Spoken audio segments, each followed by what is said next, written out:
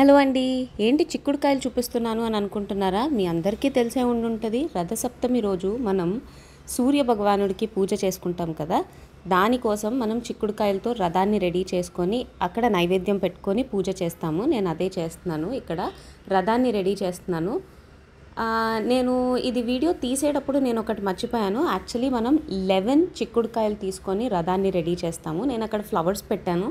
తర్వాత రియలైజ్ అయ్యి ఇంకా 4 ఎక్స్ట్రా చిక్కుడుకాయలని నేను అక్కడ యాడ్ చేసేసాను. సో ఇగ్నోర్ చేయండి. అక్కడ ఫ్లవర్స్ పెట్టే బదులు ఇంకొక 2 చిక్కుడుకాయలని మీరు యాడ్ చేసుకుంటే సరిపోతుంది. మా ఇంట్లో జరిగిన ఈ చిన్న రథసప్తమి పూజని చూసి ఎంజాయ్ చేసేయండి.